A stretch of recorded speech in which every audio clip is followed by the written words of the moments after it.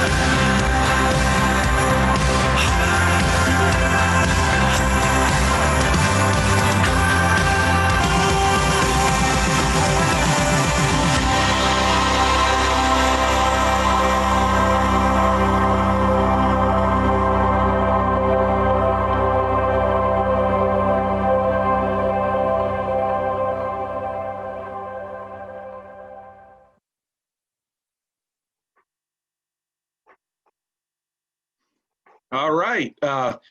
Hello, everybody. My name is Sean Henneman. I'm the Chief Program Officer for the Michigan Crossroads Council. I believe I probably know most of the individuals in our webinar here tonight.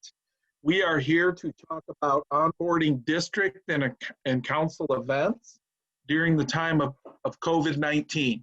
I'd like to also introduce our Assistant Director, Diana Marsh. She will be joining me also with this presentation, and she'll cover a lot of the steps as we move forward. Also wanted to thank our Chief Information Officer, Chris Hopkins, who's helped us put a lot of this good material together and is helping us facilitate this webinar tonight. So what we're going to do is we are going to jump into the program. Our goal is to not keep you away for dinner too long tonight if you haven't eaten dinner yet. But we've made the important decision about approximately a month ago to implement district and council programs. And we have been doing that on a limited scale.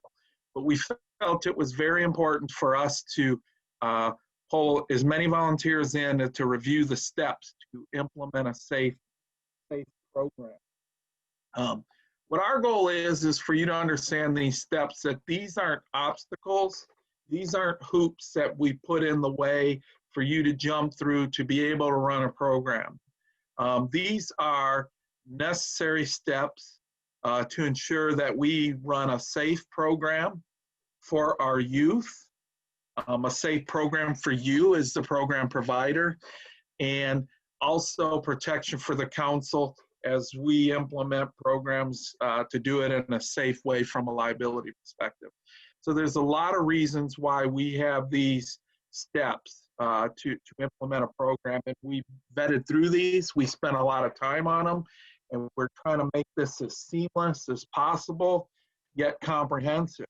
So first and foremost, I thank you for attending tonight, because I think you being a part of this webinar indicates that not only do you want to deliver a quality program for our youth, but you also want to do it in a safe way. So thank you very much. What should be our mindset as we implement programs? Well, I went to the State of Michigan website and I looked at a couple things.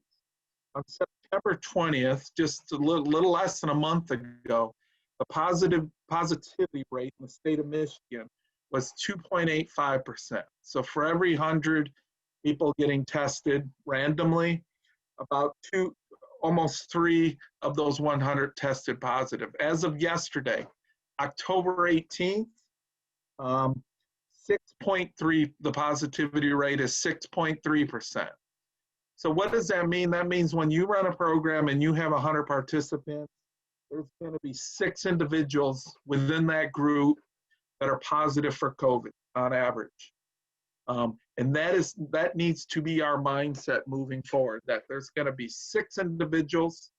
And in our case, our average program submissions have been about 50 participants. So out of those 50 participants, there's going to be 3 positive individuals at that event. So does that mean everybody's going to catch it? No, that's why we have these procedures in place. And we need to do everything we can to mitigate the risk of spread by following these procedures. So your mindset should be, our mindset should be collectively that 3 out of the 50 participants will be positive. Well, there'll be 3 out of our 50 participants positive at our event. So please, when you follow these procedures, keep that in mind. This is very serious, but we definitely believe we can run safe programs and mitigate the risk at the same time. With that said, I want to jump into the steps to onboard a program during our time of COVID-19. So first step, review and understand the information, including the required participant forms located on the Michigan Crossroads Council website, michiganscouting.org, Michigan Scouting Forward. Ensure that all required participant forms and guidelines are incorporated into your event registration check-in procedures.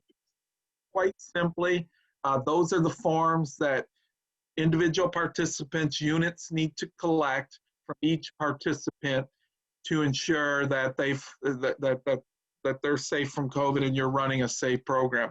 You need to be aware of those materials, because when you run your district or council event, you need to know what's required of each participant. So if we can click forward, and what are those forms? The youth member release and waiver of liability, the adult member release and waiver of liability, the annual health and medical record, Part A and B. And if you're over 60 and or you have a precondition that may require you to be in a vulnerable class, you need the supplemental medical permission form. Those are required from all participants.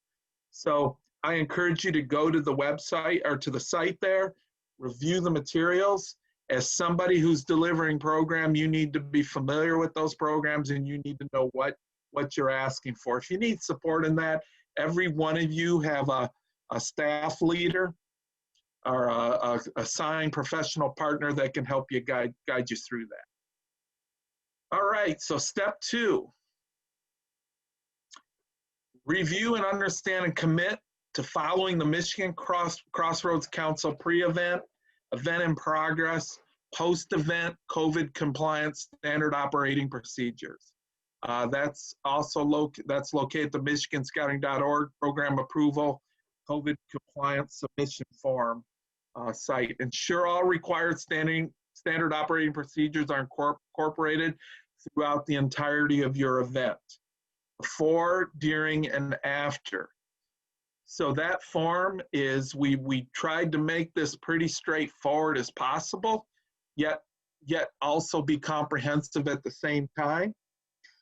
So quite frankly, in the pre-event form, step number 1 in the top left corner and the pre-event part of the standard operating procedures, we are asking that you review all materials. Quite frankly, those materials lists the forms they need, and it's informing them the participants of the need to arrive at the event with not only the required paperwork, but proper mask coverings, etc. You know, we will commit, and we're asking you to commit as a program delivery leader, is to ensure that all facilities planned for use are clean no earlier than 4 hours prior to the event. And obviously, depending on the type of event that you're running or you're implementing, will determine how much cleaning you have to do.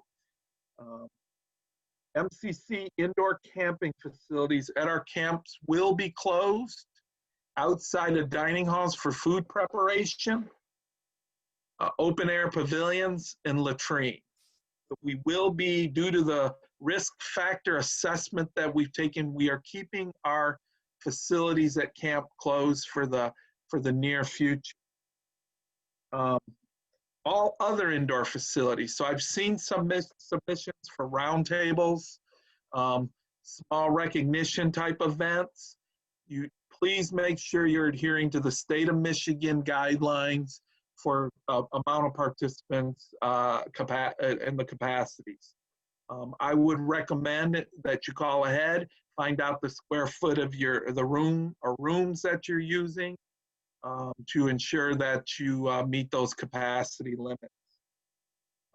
Also check, because we will give out as much information as possible, but also be, not only is it the state of Michigan, but it's also your county or your local municipality who may have different guidelines. So please be aware what those guidelines are, as well as whoever's in charge or whoever is hosting that facility for you. They may have separate guidelines over and beyond what the state of Michigan we require.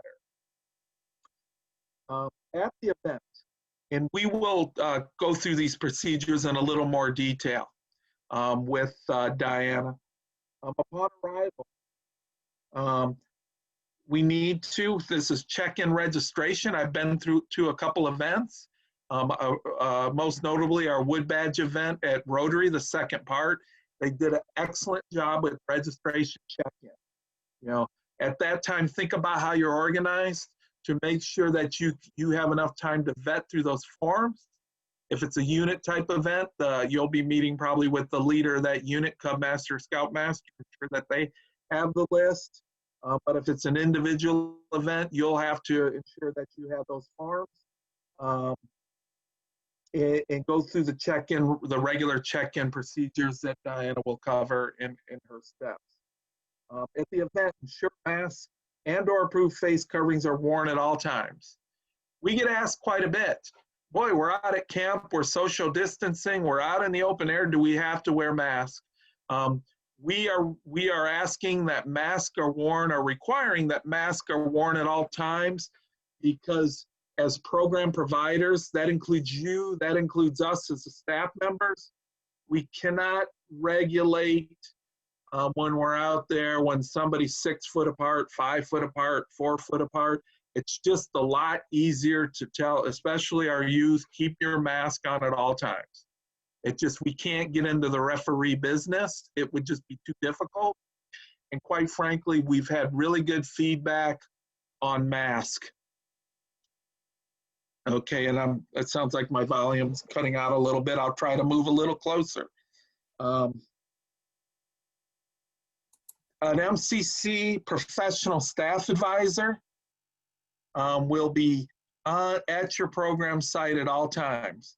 So ensure quality communication with your professional partner to ensure that there's a professional staff member on site at all times through your event. If it's a roundtable, it would be your unit serving executive, your district executive. If it's an event out at camp, it could be a camp director, but we need to ensure that a professional staff member is there at all times. Follow, as I mentioned, Diane will talk about the COVID compliant check-in procedures. We're asking that all areas be cleaned every 4 hours. If you're running a 2-hour event, clean it before and after. Any equipment that you use are high traffic type areas, please clean often.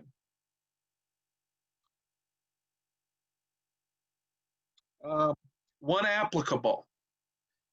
Have a leaders meeting at your event. If it's a gathering type event with adult leaders or youth, build in time to have a leaders/youth meeting, everybody there to go over the rules and regulations of what's required of them during the event. You know, I think of things like when you're outdoors, to wear your mask at all times. A lot of participants will be kind of wired to think that, oh, I'm outside and I'm not around somebody, I can take my mask off.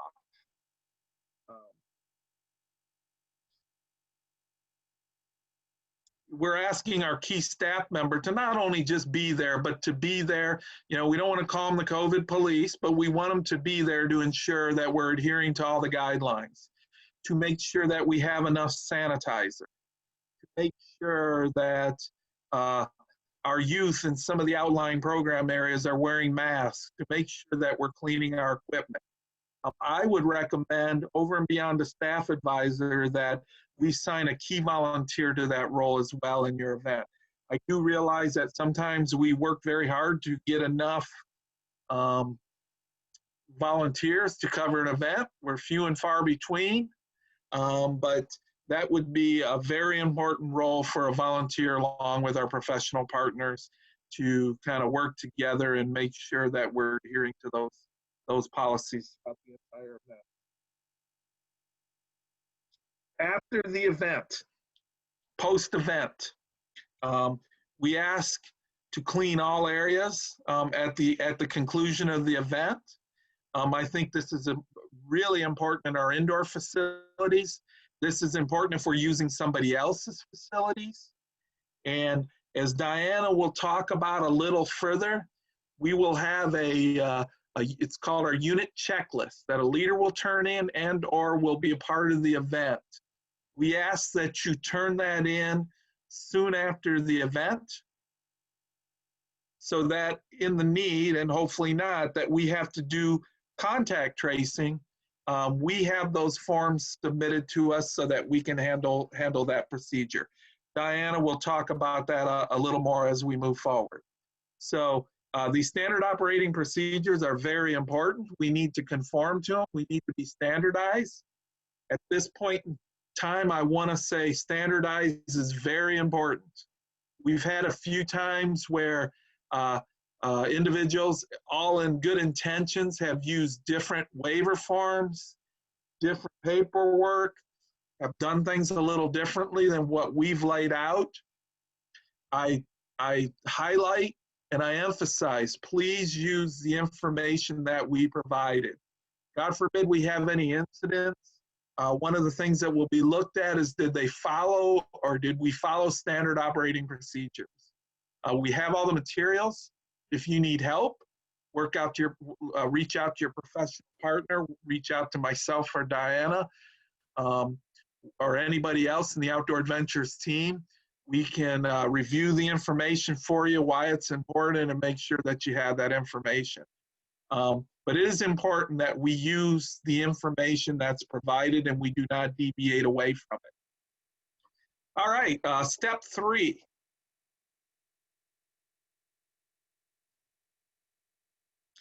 Once you review the information, you may go through that information and say, boy, I do not know if I have enough volunteers to help run that event and follow the standard operating procedures. My answer to you would be, then don't run the event. And I don't mean that in a negative way. I mean, if we can't do it in a safe way, help that be a part of your decision-making process. But once you've made the decision and you think that you can run that event in a safe way, and you've talked to your professional partner, and you have enough volunteers and you can adhere to those standard operating procedures, we ask that you submit the COVID compliance, go through the COVID compliance program approval submission form. And I'm going to hand it off to Diana Marsh right now. She's going to take it from here, and she's our guru on that. She's been the one approving those forms, and she's been doing a great job with it. So thank you very much, Diana. The floor is yours. Thank you, Sean. So yeah, the COVID compliance form is the first form that we would have you submit to make sure that your event is COVID compliant, that that you have read all of the information on the Moving Forward website. So the COVID compliance form is a link. You would receive the link. When you receive the link, I will send that out. Just an FYI, I will send out the link and any other links and forms that we require to all of you after this is over, including the recording of this webinar as well. So the COVID compliance submission form looks like what is on your screen right now. This is just the top piece of it, but it's just some basic information for us to see what your event is, whether it be, a Cub Scout shooting sports event or a Klondike Derby or a district roundtable, anything of the sorts. This is what that COVID compliance form is. So it really has the event title, it has the description, the date, whether you're going to be doing it indoors or whether you're going to be doing it outdoors, has a couple of check marks.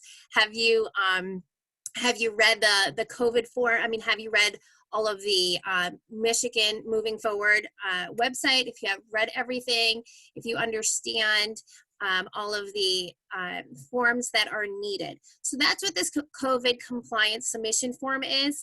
And this comes to me whenever it gets submitted. And I usually get to it within 24 hours, 48 at the most.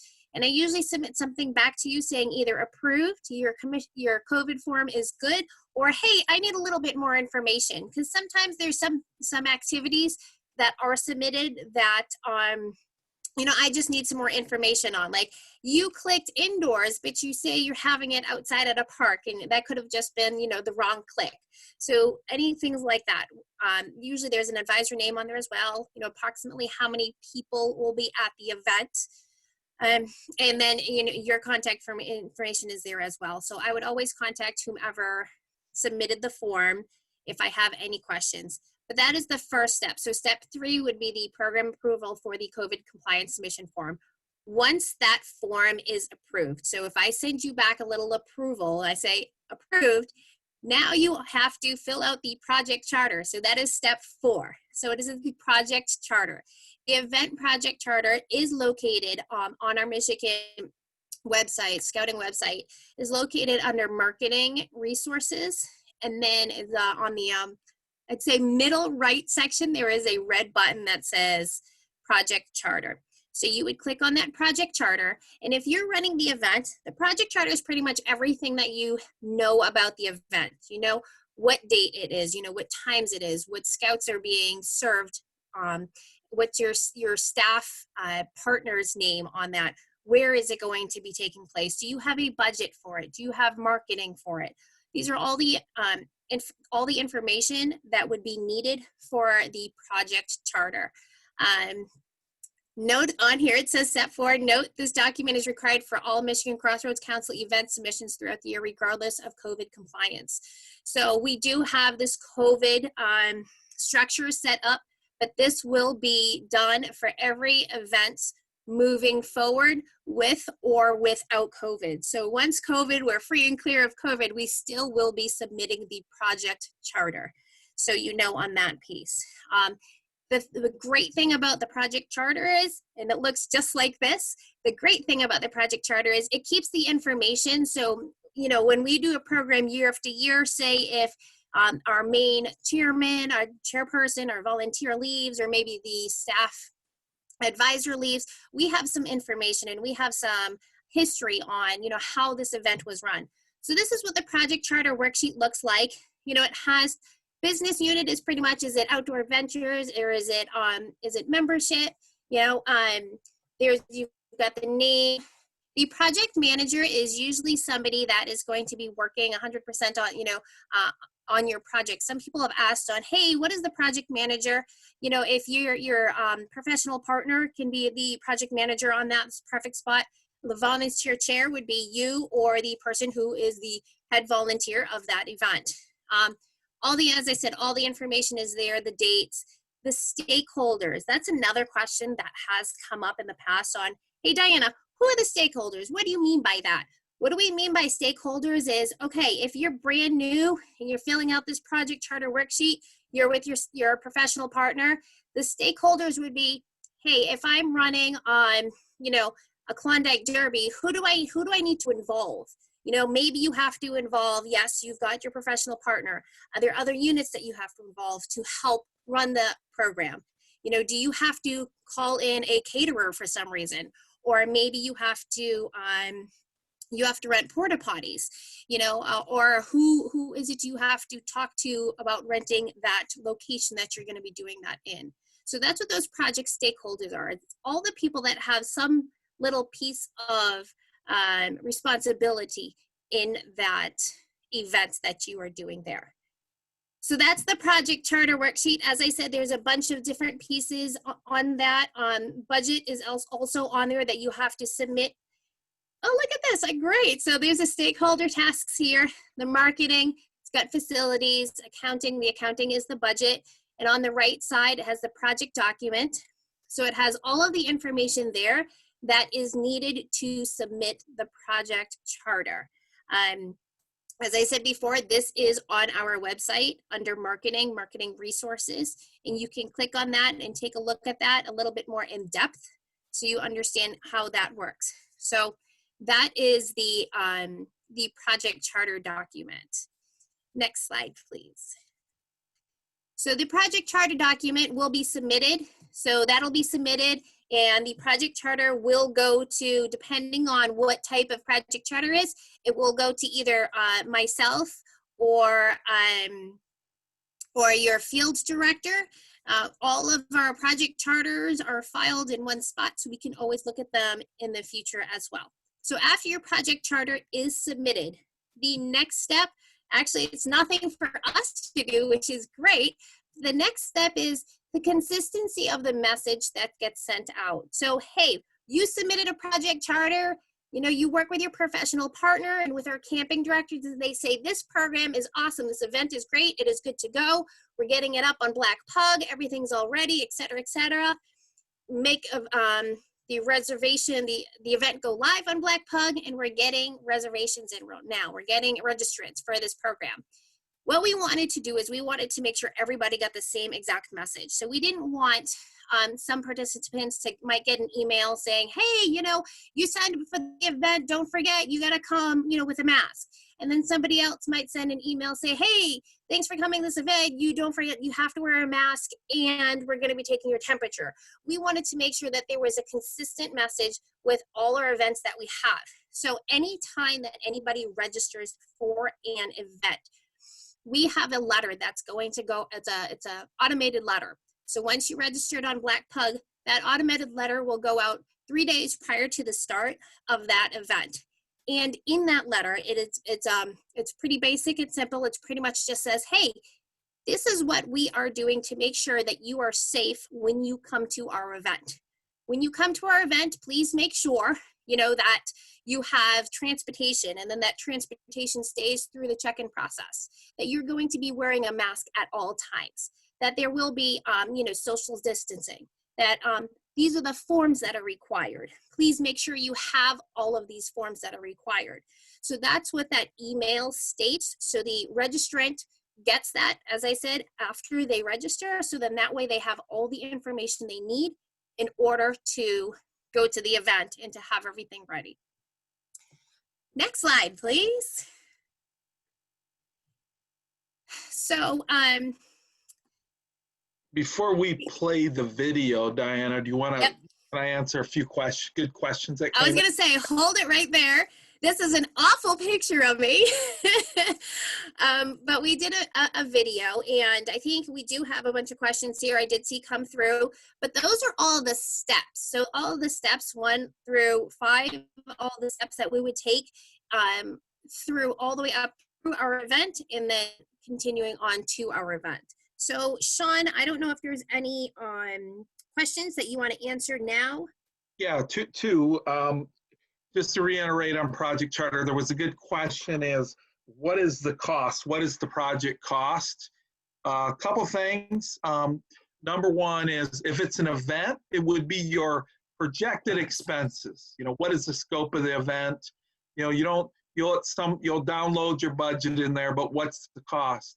Also, Project Charter, you may enter a Project Charter for an initiative. So say you're a training chairman and you're doing an event, it may not be a cost associated with, but it's a project and it's involving a couple other teams. You may need help from the marketing department.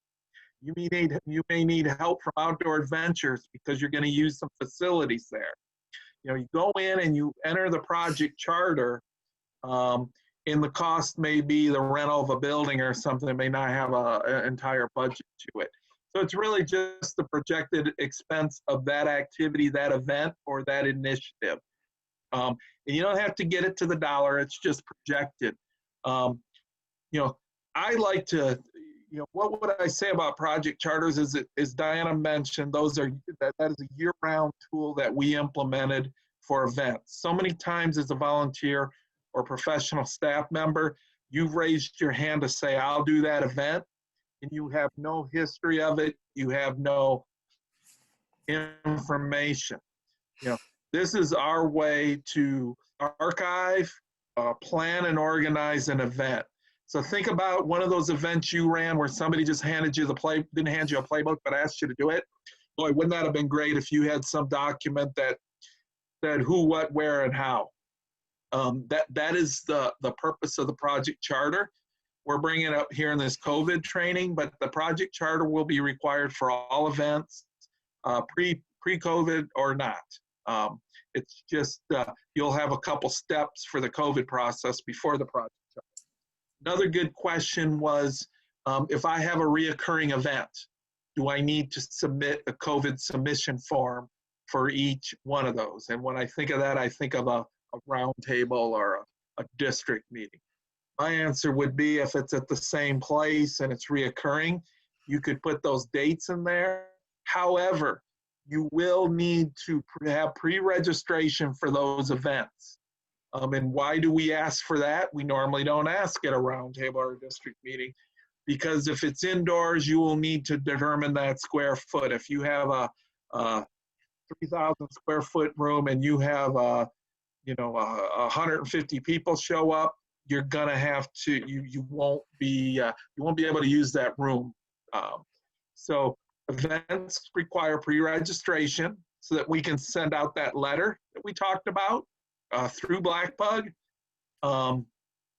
Work with your professional partner to make sure that happens. My recommendation would be any standard regular meetings that we can accomplish our objectives virtually, I would still go virtually. As I mentioned, that positivity rate has doubled over the last month. But if you feel that you can meet and you can do it in a safe way, submit that form, list the dates. If it's at a different facility, if it rotates around, you would have to submit a different form. If it's the same place, the third Wednesday of the month, go ahead and list those dates and submit that. Those were the two questions, Diane. Yeah, there's one more here, Sean, I'm going to answer. It says, if a unit leader registers for the unit, then with only his or her email is recorded, and then how will that letter go to all participants? So the way it goes is that letter will go to that unit leader. So that unit leader is responsible to send that information off to their unit, all the participants of their unit. So if they are the registrant contact, just like we do in summer camp and all of our other events, that registration contact is responsible for sending out the information that we send to that registration contact. So they need to send it out to whomever is on their registration. Great. I think we got everything on that. Let me just look really quickly. So there's another one here that says, what about out-of-state events? I'm guessing you're saying out-of-state events in terms of COVID. We want to make sure that if we are doing events as a unit, or as a scouting unit or a scouting event, we need to follow all of the rules and regulations we have put out there, because we are the Michigan Crossroads Council, and we want to follow all of our rules on that piece. Oh, wow. You guys have tons of questions. I love it. Sean, do you want to answer these questions a little bit afterwards? We'll run the video first and then answer the rest of these questions. Yes. So we can get a couple of minutes to read up on these. So we're going to play this video so you can see what it was. I know it looks like I'm sleeping here, but I swear I wake up on it. So we'll check out the video and then we'll ask some questions afterwards.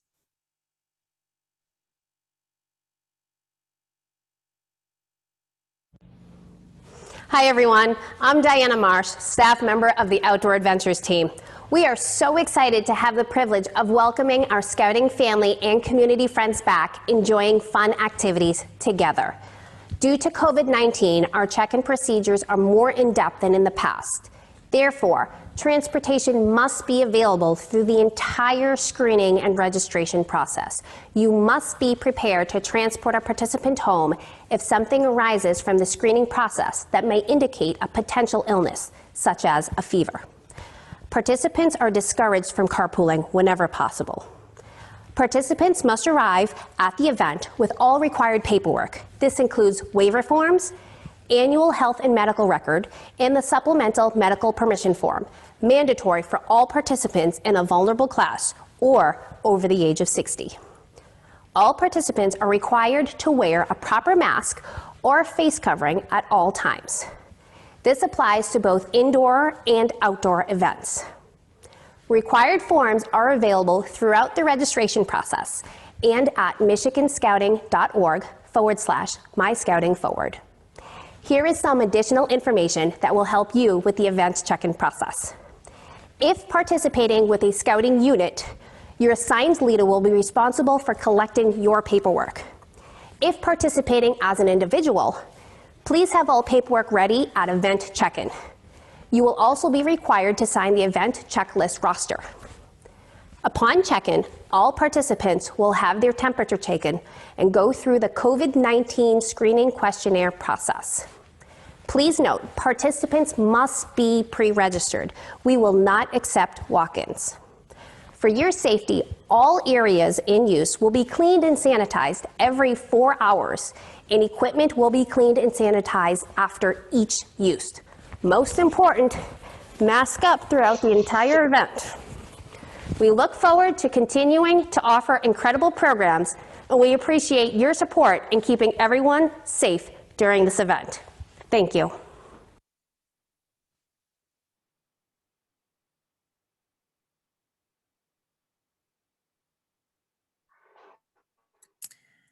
So this is the video that would be going out to participants as well. So there's two things that registrant contacts will receive after you register on Black Pug, will be the letter and the video.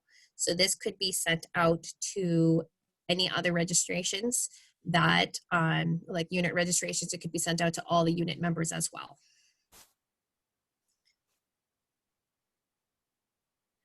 So I believe that is it for our video there. Could we have the next slide, please? After this, there are some, after your event, so when your event happens, Sean mentioned this earlier, is that you will have a unit checklist. So the list is collected when your units or your individuals check in. Now there's a couple of ways that this could happen. So if you're running an event and you have units checking in and individuals check in, a unit might just give you their unit checklist. They might just give you the form, and you can take that form for that one unit.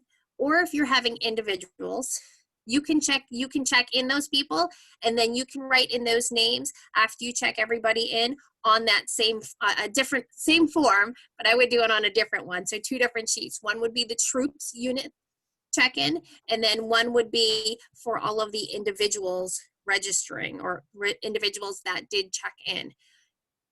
Once the event is done, all of the participants would be on these checklists. The checklists will be submitted to me shortly after your event. We are sending out a reminder email every Monday. So usually most of the events happen on the weekends, unlike the roundtables where, you know, maybe Wednesdays or Thursdays.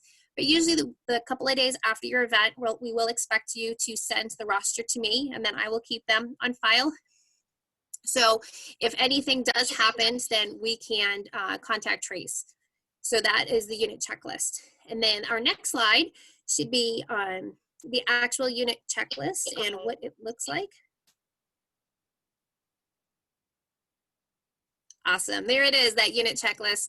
So as I said, you know, the unit just might give you that list, and they might be like, here you go. Maybe they've got 10 in their unit. They check off the forms that the unit has collected. So the unit would collect all the paperwork. Unit would keep the paperwork, and all the unit has to do is submit the unit checklist to the event coordinators. So the event coordinators would take this list. As I said before, if it's at individuals, and I can let you know because I just did one myself this weekend. I collected all their paperwork, make sure everybody had everything, and then I sat down and then I wrote it all into this form. Said, yep, you know, they had their waivers, they had their medical form, and then the supplemental form needed, the waiver needed if they're over 60. So this is the unit checklist. After the weekend, you know, I scanned it in, stuck it in my file, and that's where that was needed. I didn't really email it to myself, but I could have. I know one of the questions in the chat was who keeps the health forms and the checklists and the waivers. That would be the professional partner. So any event that happens, whomever that advisor is, they would hold on to that paperwork. Unless if it's a unit, as I said before, if it's a unit checking in, the unit would hold on to the unit's paperwork and they would just submit the unit checklist. If it's individuals checking in, then we would hold on, as in the professional partner would hold on to that paperwork. And on that. Diana, we had Yes, a good question. Somebody asked about a unit event. Now this webinar is about doing district and council events, but this form is also used for the unit event. So if you're running a unit event or a combined unit event, yes, you collect that information, no different than a district or council event. You as the unit leader want to keep that name, and you want to show that you've asked for those forms, because you may have an incident in your unit where you also have to do contact tracing. You also want to show that yes, we checked, we went through the information, we collected the forms for our event. So this would be applicable to unit events as well as district and council events that we're talking about here tonight. Right, thank you, Sean. And I did mention earlier, and I will state it again, we did have a question about where you can find all of these. I will email all of these out to everybody that is registered for this webinar.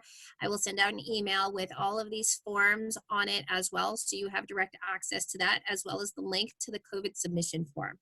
So you will have the link to this COVID submission form, you will have the link to the project charter, you will have the waivers, the youth and the adult waivers, as well as medicals, A and B, and the supplemental form, and this Restart Scouting Unit checklist.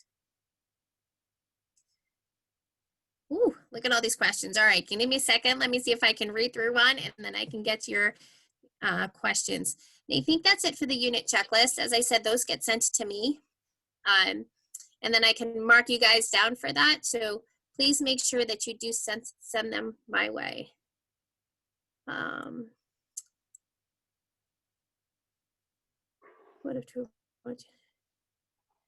What if 2 or more units do a shared weekend activity, a camp out or a hike? So the unit, I think Sean answered that question. The unit would keep their own unit's paperwork on that.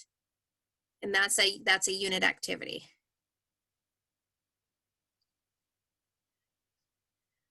Temperatures are taken, so temperatures would be taken every time we do a district or council event. What I have been doing is I've been writing them. You can do it two ways. You can write it on this unit checklist, or you can write it on their form. I wrote it on their form, on their waiver form. When I checked them in, I wrote it on the top of their waiver form, and we keep that waiver form, so we have that record. Some people are putting it in the unit checklist form that is on the screen right now and just putting it right next to the participant's name. Both are perfectly fine to do so. We just need to make sure that we are taking those temperatures as well.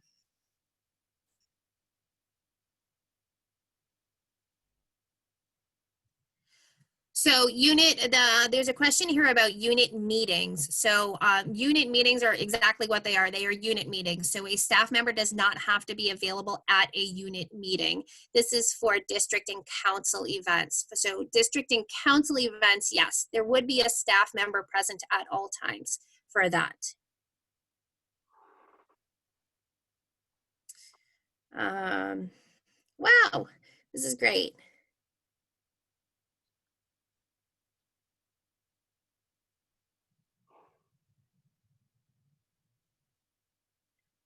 That was a really long question, David.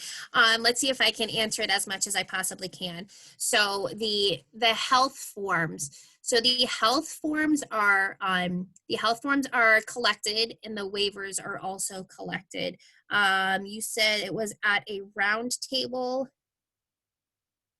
The participants. So if you already had the medical form, I think I'm reading this correct. You had the medical form of the participants. So they didn't collect the medical form of the participants. I'm guessing that's what it is.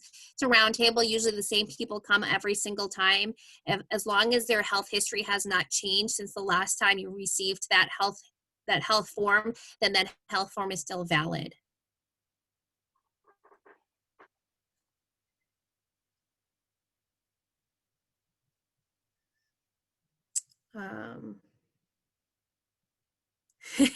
Yes, this email, this was sent out to everybody. So I understand we are getting a lot of unit questions. It was sent out to everybody because we do have so many volunteers that help us on a district and council level with district and council events, and we didn't want to miss anybody.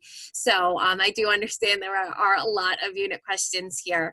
And if we could help you, and after this is over, if you need to send an email to myself or Sean, or your staff leader, you can do so on a unit question in regards to COVID. Thank you. But thank you for joining us this evening. We do appreciate you being here. Okay, so Nick, I remember having a conversation with you about some sanitation. You need to understand it depends on what you're doing on how much sanitation products need to be available when it comes to hand sanitizer or, some sort of sanitation spray. Really, with district council events, right? It could be anywhere between 30 to, we'll say 100, 150 people.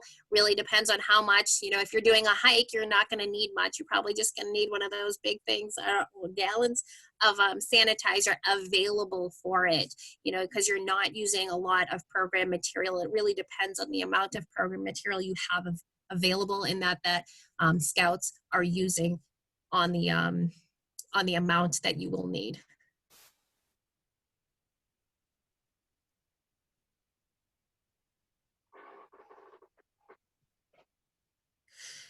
So, a troop of lights on a Webelos, we're talking about Arrow of Light Webelos to an overnighter. It is considered district event, seeing that. So usually those are not district events with units. Contact usually a pack is with a troop, and a Webelos can go do an overnighter with a troop. That's still a unit event.